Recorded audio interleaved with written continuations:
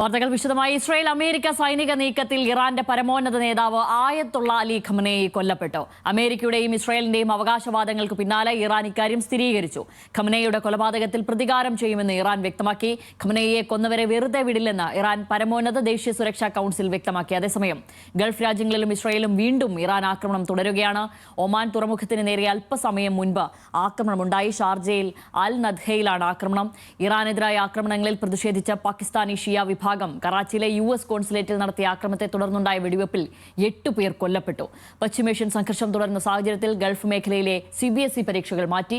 10-12 ക്ലാസുകളിലെ നാളെ നടത്താനുള്ള പരീക്ഷകളാണ് മാറ്റിയത്. ആസിഫ് മുഹമ്മദ് ആണ് ന്യൂസ് ഡെസ്കിൽ നിന്നും വിവരങ്ങളുമായി ചേരുന്നത്. ആസിഫ, ആശങ്കപ്പെടുത്തുന്ന ഒരു സാഹചര്യം തന്നെയാണ് നിലവിലുള്ളത്. ഇപ്പോൾ ഖമനേയിയുടെ കൊല്ലപ്പെട്ട കൂടി സാഹചര്യത്തിൽ തിരിച്ചടി ഉണ്ടാകുമെന്ന് ഇറാൻ പറയുന്നു. ഈ ഘട്ടത്തിലും മറ്റ് ഈ ഗൾഫ് രാജ്യങ്ങളിലെല്ലാം തന്നെ ആക്രമണം നടത്തുന്ന ഒരു സാഹചര്യമാണുള്ളത്. ഇത് വീണ്ടും തുടർന്നു പോകുവാൻ തന്നെയാണോ നിലവിലുള്ള ഒരു സാധ്യത? ഒരു സമവായ സാധ്യതയോ മറ്റ് ഇടപെടലുകളോ ഈ ഘട്ടത്തിൽ പ്രതീക്ഷിക്കണോ നമ്മൾ?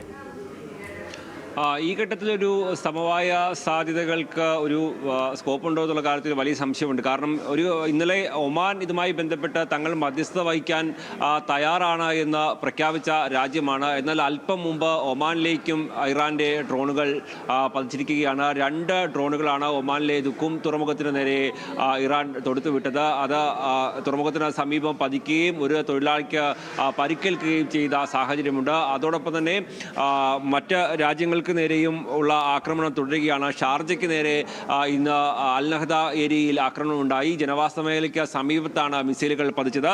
UAE, ഖത്തർ, കുവൈറ്റ് തുടങ്ങിയ രാജ്യങ്ങളുടെ അമേരിക്കൻ എയർബേസുകൾ കേന്ദ്രീകരിച്ച് തുടർച്ചയായി ഇറാന്റെ ഡ്രോണുകളും മിസൈലുകളും പതിക്കുന്ന കാഴ്ചകളാണ് അവിടെ നിന്ന് ഇപ്പോൾ വന്നുകൊണ്ടിരിക്കുന്നത്. അതുകൊണ്ട് തന്നെ അമേരിക്കയുടെ പശ്ചിമേഷ്യയിലെ മുഴുവൻ എയർബേസുകളും ആക്രമിക്കുക എന്നുള്ള ലക്ഷ്യത്തോടു കൂടിയുള്ള ഇറാന്റെ ആക്രമണം അത് എല്ലാ തരത്തിലും തുടർന്നുകൊണ്ടേയിരിക്കുന്ന ഒരു സാഹചര്യം. അതോടൊപ്പം തന്നെ ഇസ്രായേലിനെതിരായുള്ള ആക്രമണവും തുടരുന്നുണ്ട്.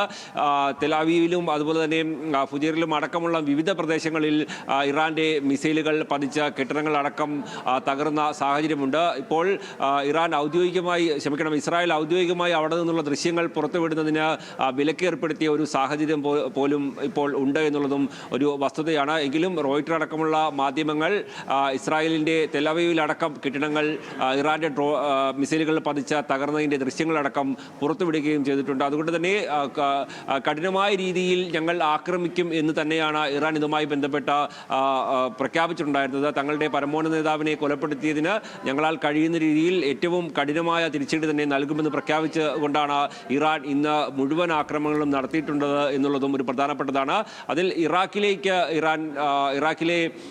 അമേരിക്കൻ എയർബേസിലേക്ക് വലിയ രീതിയിലുള്ള ആക്രമണം ഇറാൻ തുടരുകയാണ്. അതോടൊപ്പം തന്നെ ഇറാഖിലുള്ള വിമത ഗ്രൂപ്പും, അതായത് ഇറാനെ അനുകൂലിക്കുന്ന ഷിയ അനുകൂല വിമത ഗ്രൂപ്പും ഇപ്പോൾ അമേരിക്കൻ വ്യോമത്താവളങ്ങൾക്ക് നേരെയുള്ള ആക്രമണം ഇറാഖിൽ നിന്ന് തന്നെ കടുപ്പിക്കുന്ന ഒരു സാഹചര്യമുണ്ട്. അതോടൊപ്പമാണ് അല്പം മുമ്പ് നമ്മൾ സൂചിപ്പിച്ച പോലെ തന്നെ ലോകത്തിന്റെ പല ഭാഗങ്ങളിൽ ഷിയ അനുകൂല അമേരിക്കയ്ക്കും ഇസ്രായേലിനുമെതിരെ നടത്തുന്ന സാഹചര്യം. പാകിസ്ഥാനിലാണ് ആ ഒരു പ്രകടനം കൂടുതൽ ആക്രമാസക്തമാകുന്നതിലേക്ക് കാര്യങ്ങൾ എത്തിയത്. കറാച്ചിയിൽ ഷിയ അനുകൂല വിഭാഗം നടത്തിയ ആക്രമണത്തിൽ കറാച്ചിയിലെ US കോൺസുലേറ്റ് ആക്രമിക്കുകയും ഉദ്യോഗസ്ഥരെ ആക്രമിക്കാൻ ശ്രമിക്കുകയും ചെയ്തു. അതിനുശേഷം ഉദ്യോഗസ്ഥർ വെടിവെപ്പിൽ പ്രതിഷേധം നടത്തിയ 10 പേർ ഇപ്പോൾ കൊല്ലപ്പെട്ടിട്ടുണ്ട് എന്നുള്ളതാണ് ഏറ്റവും പുതിയ വിവരം. 30-ലധികം ആളുകൾക്ക് പരിക്കേൽക്കുകയും ചെയ്ത സാഹചര്യമുണ്ട്. അങ്ങനെ US കോൺസുലേറ്റുകൾക്കും US-ലെ ഓഫീസുകൾക്കും നേരെയുള്ള പ്രതിഷേധ പ്രകടനങ്ങളടക്കം ലോകത്തിന്റെ പല ഭാഗത്തും തുടരുന്നു. അതോടൊപ്പമാണ് ഇറാന്റെ ആക്രമണം അത് ഒരു തരത്തിലും പിന്നോട്ടില്ല എന്ന് പ്രഖ്യാപിച്ചുകൊണ്ട് തുടരുന്നത്. അതേസമയം തന്നെ തെഹ്റാനിലടക്കം നിരവധി ഇടങ്ങളിൽ അല്പം മുമ്പും സ്ഫോടനം ഉണ്ടായിട്ടുണ്ട്. ഇസ്രായേലും അതിശക്തമായി തന്നെയാണ് ഇറാനെതിരായുള്ള ആക്രമണം തുടരുന്നത് എന്നുള്ളതും ഏറ്റവും പ്രധാനപ്പെട്ട ഒരു കാര്യമാണ്. ഇപ്പോൾ അത് പൂർണ്ണ സജ്ജമായ ഒരു യുദ്ധത്തിന്റെ മൂഡിലേക്ക് തന്നെ കാര്യങ്ങൾ എത്തിയിട്ടുണ്ട്. അങ്ങനെ അമേരിക്കൻ കപ്പലുകളെ അടക്കം ആക്രമിക്കാനുള്ള ശ്രമം ഇറാന്റെ ഭാഗത്തു നിന്ന് ഉണ്ടാകുന്നുണ്ട് എന്നുള്ളതാണ് നമുക്ക് ലഭിക്കുന്ന വിവരം. കുവൈറ്റിലെ അമേരിക്കൻ ആസ്ഥാനത്തേക്ക് അല്ലെങ്കിൽ അമേരിക്കൻ വ്യോമതാവളത്തിലേക്ക് അടക്കം നിരന്തരം മിസൈലുകൾ ഇറാന്റെ ഭാഗത്തു നിന്ന് വിക്ഷേപിച്ചുകൊണ്ടിരിക്കുകയാണെന്നുള്ളതും ഏറ്റവും പ്രധാനപ്പെട്ടതാണ്. ഏതായാലും വലിയ രീതിയിൽ ആശങ്കയിലാണ് ഇപ്പോൾ ഉള്ളത്. പ്രധാനമായും മലയാളികളടക്കം നിരവധി പേരുള്ള ഗൾഫ് രാജ്യങ്ങളിലേക്ക് തുടർച്ചയായി മിസൈലുകൾ വന്ന് പതിക്കുന്നത് പൊതുവെ നമ്മളെ അടക്കം ആശങ്കയിൽപ്പെടുത്തുന്ന ഒരു കാര്യമാണ്.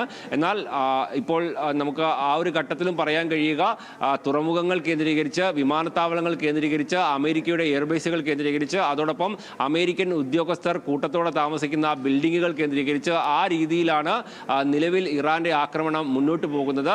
അത് ജനവാസ മേഖലയ്ക്ക് സമീപത്ത് അടക്കം ഡ്രോണുകൾ പതിക്കുന്നുണ്ടെങ്കിലും പ്രധാനമായും ലക്ഷ്യം വെക്കുന്നത് ഇത്തരത്തിലുള്ള കേന്ദ്രങ്ങളും അമേരിക്കൻ സൈനികരും മറ്റും താമസിക്കുന്ന കെട്ടിടങ്ങളുമാണ് എന്നുള്ളതും ഏറ്റവും പ്രധാനപ്പെട്ടതാണ്.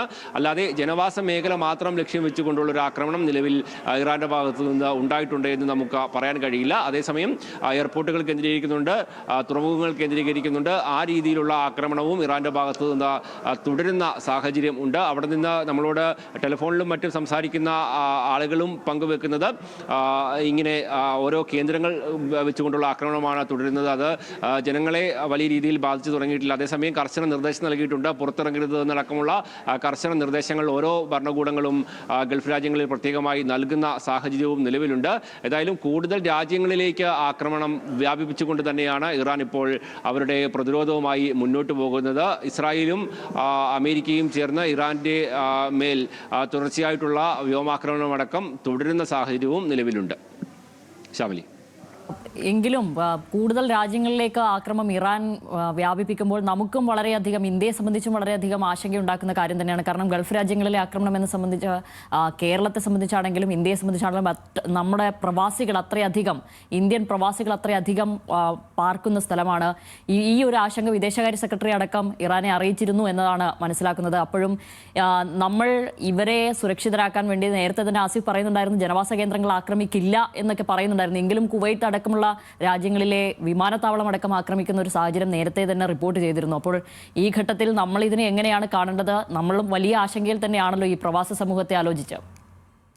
തീർച്ചയായും അത് നമുക്ക് അങ്ങനെ തന്നെ കരുതാൻ കഴിയുള്ളൂ. കാരണം നമ്മൾ ആ ഒരു രീതിയിലുള്ള ആക്രമണം ഇറാന്റെ ഭാഗത്ത് നിന്ന് ഉണ്ടാവാതിരിക്കട്ടെ എന്നുള്ള പ്രതീക്ഷയാണ് ഈ ഒരു ഘട്ടത്തിലും നമുക്ക് പങ്കുവെക്കാൻ കഴിയുക. പൊതുവെ അമേരിക്കൻ കേന്ദ്രങ്ങൾ ലക്ഷ്യമിട്ടും അതുപോലെ തന്നെ വ്യോമതാവളങ്ങൾ ലക്ഷ്യമിട്ടുമുള്ള ആക്രമണം അത് ശക്തമായി തുറന്നുകൊണ്ടിരിക്കുകയാണ്. തുറമുഖങ്ങൾ കേന്ദ്രീകരിച്ചുള്ള ആക്രമണം ഉണ്ടാകുന്നുണ്ട്. നമ്മുടെ രാജ്യത്തെ സംബന്ധിച്ചോളം അത് വലിയ രീതിയിലുള്ള ആശങ്കാജനകമായ ഒരു സാഹചര്യമാണ്. പ്രത്യേകിച്ച് കേരളത്തെ സംബന്ധിച്ചോളം പല രാജ്യങ്ങളിലും അവിടുത്തെ ജനസംഖ്യയുടെ വലിയൊരു ശതമാനവും അത് പ്രവാസികളായിട്ടുള്ള ജനങ്ങളാണ് എന്നുള്ള ഒരു പ്രത്യേകമായ ഒരു കാര്യമുണ്ട്. തദ്ദേശീയരെക്കാൾ കൂടുതലും അവർക്കൊപ്പമോ തന്നെ പ്രവാസികൾ പല രാജ്യങ്ങളിലും ഉണ്ട്. അതുകൊണ്ട് തന്നെ അവിടെ സംഭവിക്കുന്ന ഓരോ ചെറിയ അനിഷ്ട സംഭവങ്ങളും അത് നമ്മുടെ നാടിനെ വലിയ രീതിയിൽ ബാധിക്കും. അവിടെ ആശങ്കയുണ്ടാകും ആളുകൾക്ക്. അപ്പോഴും അവിടെ നിന്ന് നമ്മളോട് പ്രതികരിക്കുന്ന ആളുകളുടെ പ്രതികരണങ്ങൾ തന്നെയാണ് നമുക്ക് ഈ ഘട്ടത്തിൽ വിശ്വാസത്തിലെടുക്കുമ്പോൾ നമുക്കത് ഒരു ആശ്വാസകരമായ ചില വാർത്തകളെങ്കിലും പുറത്തു വരുന്നത്. പക്ഷേ ഈ തുടർച്ചയായിട്ടുള്ള ആക്രമണം ഇറാന്റെ ഭാഗത്തു നിന്നുണ്ടാകുമ്പോൾ അത് ജനവാസ മേഖലയ്ക്ക് സമീപത്ത് ഡ്രോണുകൾ പതിക്കുന്നുണ്ട്. നേരത്തെ ദുബായിൽ ഡ്രോണിന്റെ അവശിഷ്ടങ്ങൾ വീണ് 2 പേർക്ക് പരിക്കേൽക്കുന്ന സാഹചര്യം ഉണ്ടായിരുന്നു. അങ്ങനെ ആ യുദ്ധവുമായി ബന്ധപ്പെട്ട അല്ലെങ്കിൽ ഈ ആക്രമണവുമായി ബന്ധപ്പെട്ടുണ്ടാകുന്ന ഓരോ സംഭവങ്ങളും അവിടെ ജീവിക്കുന്ന സാധാരണക്കാരെ പോലും ബാധിക്കുന്ന തരത്തിലേക്ക് ഇപ്പോൾ സ്വാഭാവികമായും പലയിടങ്ങളിലും ജോലിക്ക് പോകാൻ കഴിയാത്ത സാഹചര്യം ഉണ്ടാകുന്നു. സ്കൂളുകൾ അടച്ചിരുന്നു. CBSE പരീക്ഷകൾ റദ്ദാക്കിയതായി അറിയിക്കുന്നു. അങ്ങനെ വലിയ രീതിയിൽ അത് നേരിട്ട് ജനങ്ങളെ ആ യുദ്ധത്തിൻ്റെ ഭീതി ആക്രമണം ബാധിക്കുന്നില്ലെങ്കിൽ പോലും മറ്റൊരു തരത്തിൽ അവരുടെ ജോലി സാഹചര്യങ്ങൾ അടക്കമില്ലാതായി വലിയ പ്രതിസന്ധിയിലേക്ക് പോകുമ്പോൾ എന്നുള്ള ആശങ്ക സ്വാഭാവികമായും മലയാളികൾക്ക് ഉണ്ട്, ഇന്ത്യൻ സമൂഹത്തിനുണ്ട്. ആ ഒരു ആശങ്കകൾ പരിഹരിക്കാൻ ആവശ്യമായുള്ള നടപടികൾ വേണമെന്ന് ഇന്ത്യ ഇപ്പോൾ ഗൾഫ് രാജ്യങ്ങളിലെ ഭരണാധികാരികളോടക്കം ആവശ്യപ്പെടുന്ന ഒരു സാഹചര്യം